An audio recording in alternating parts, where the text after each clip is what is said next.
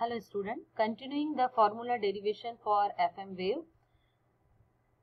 Just repeating, equation number 1 is message signal equation number 2 is carrier signal equation, and equation number 3 is FM modulated signal equation, where angle is varying because FM modulated signal is a type of angle modulation.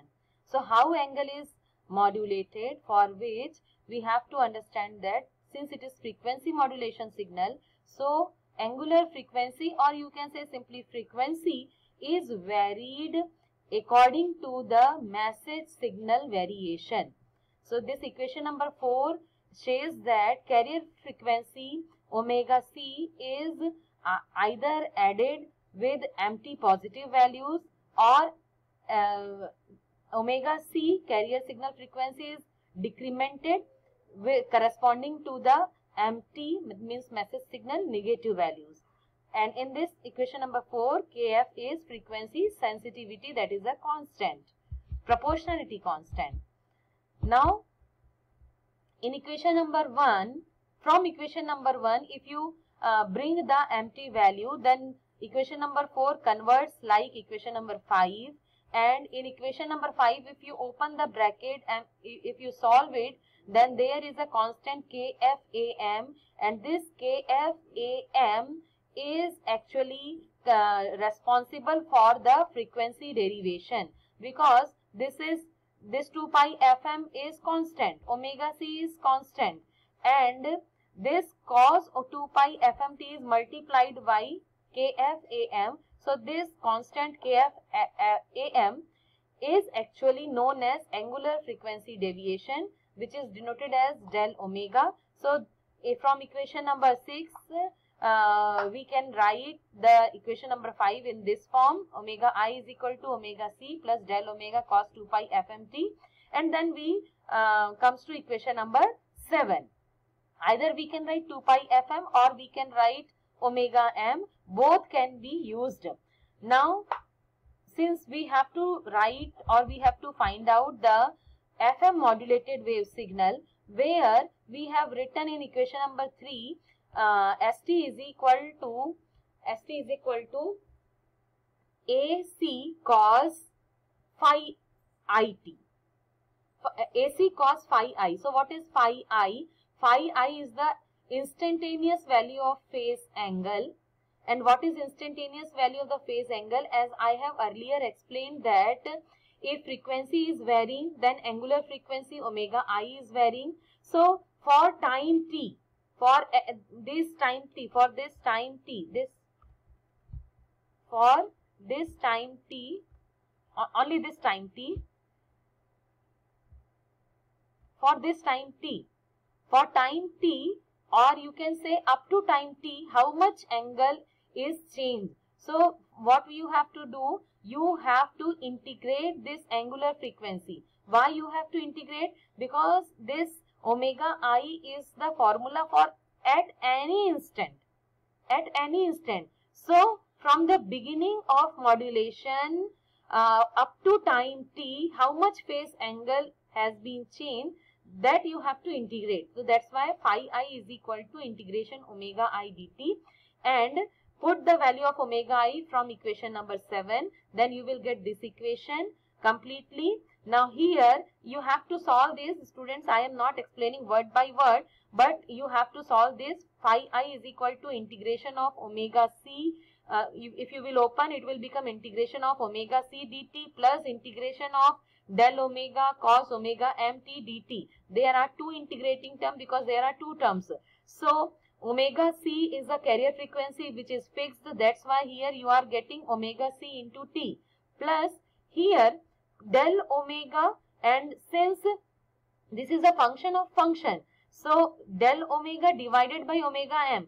Since omega m t, when you integrate this part, then omega m is constant. So you have to divide del omega by omega m, and the integration of cosine is sine omega m t. I think that you know the integration terms. If you have forgotten, then take the help of mathematics books with having integration formula. You will definitely understand this one. So here del omega is frequency deviation, maximum frequency deviation, and omega m is angular frequency of message signal. Both are constants. So if we take it completely, then we get this fraction with a new indication mf, and this actually mf is modulation index. mf is modulation index. Okay.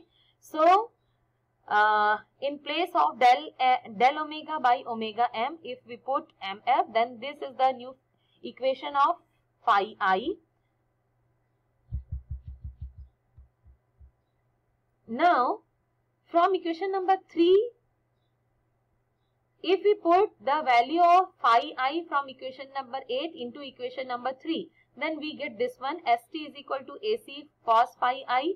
In place of phi I, we put this formula, this complete formula we put here in equation number 3. Then we will get ac cos omega ct plus mf sin omega mt. Open the bracket, then you will get ac cos omega ct plus again ac cos mf sin omega mt. Just watch this term. Just watch this term. Here, this term is cosine of sine term. In amplitude modulation, the final formula what we were getting, those were responsible for creating sidebands. Okay, and we were getting only 2 sidebands. But here, if this is it is not easy to solve this, we need Bessel function. But since it is not the mathematical subject and you have not to derive too much mathematically, so just I am telling you, this equation can only solve by Bessel function, and if you will solve it or if you try to understand it, you will get that cosine of sine function will give infinite number of sidebands for different value of mf. Okay, so you have to learn this final formula. You have to learn this final formula, which is the formula for frequency modulation term. And from this formula, now we can start the study of spectrum and bandwidth of modulation signal in which frequency modulation is done. So now it is what? Now, just I am showing the direct frequency spectrum. I am showing you just the spectrum. Now see here. You have not to derive the formula etc. Just spectrum means when we are taking frequency values in x-axis. Here you can put f. Here in x-axis the variable is f, frequency. Now where it is written Vc, it is actually the frequency value is Fc, carrier frequency. At carrier frequency we are getting the value Vc, amplitude is Vc, and here for different mf values we get different spectrums. Students, as we are beginners in communication field, we are taking the message signal as single frequency signal, baseband signal.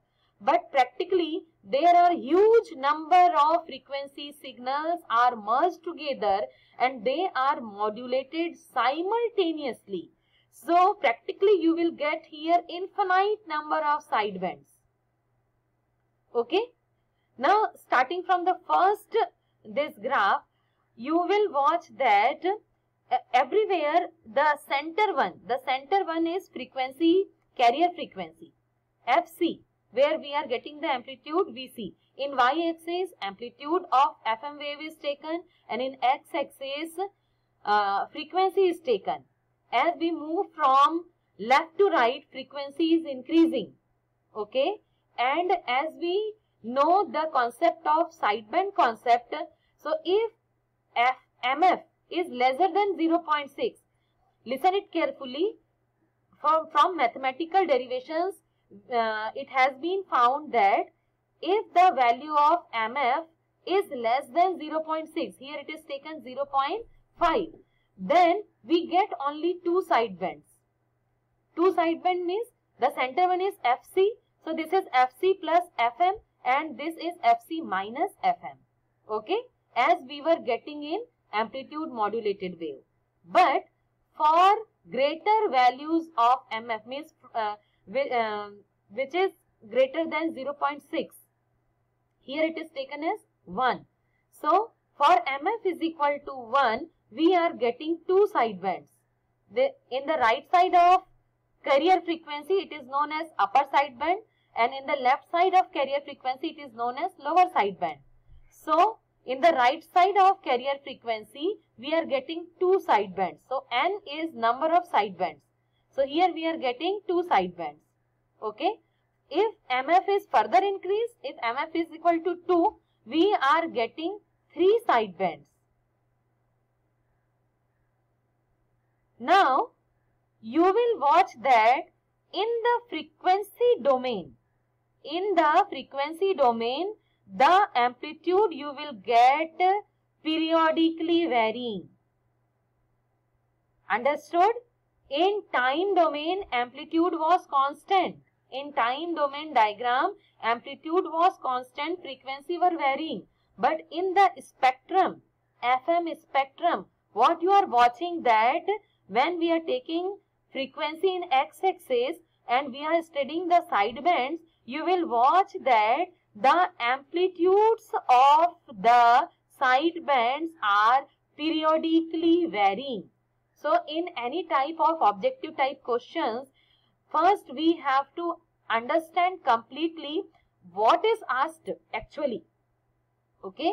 So if it is about frequency spectrum, then amplitude is periodically varying. But if it is asked about time domain, then the amplitude will be constant. Okay. So amplitude is periodically varying means what? Not for single frequency. For different frequency, the amplitude is different. As the sideband are increasing, you will watch that the nearest sideband is having greatest amplitude. For n is equal to 1, the amplitude is maximum. For n is equal to 2, means for second sideband, the amplitude is lesser. And for n is equal to 3, here it should be 3. N is equal to 3. For n is equal to 3, the sideband value is least. So as MF will be increased, number of sideband will be increased, and for greatest sideband, the magnitude will be least. Okay. So this gap of frequency is FM, that is maximum amplitude, maximum frequency. FM is the modulating frequency. So I think from this spectrum you are clear to understand what are sidebands, and now what is bandwidth, that we have to understand. This is the spectrum that you have to practice to draw. Okay. You have not to draw mathematically equations, but you have to learn this, that in frequency modulation waveform, that sidebands, number of sideband depends on modulation index MF, and as the modulation index increases, number of sideband increases. If number of sideband increases, the bandwidth will also increase. Okay. Okay. Now what is bandwidth? For bandwidth, there is a formula, Carson's rule. So what is the formula of bandwidth? Bandwidth of FM, this is bandwidth of FM, is equal to 2 multiplied by del F, that is frequency deviation, plus FM. Understood? 2 multiplied by sum of frequency deviation plus FM. Okay. So you have to learn this formula. Those who are interested, they can watch this derivation from the book also. And you will watch that FM is known as constant bandwidth system. How it is known as? So I have taken some numerical values, and here after calculating, you will watch that frequency deviation is 75 kilohertz, but FM modulating frequency is changing, but still Here the bandwidth is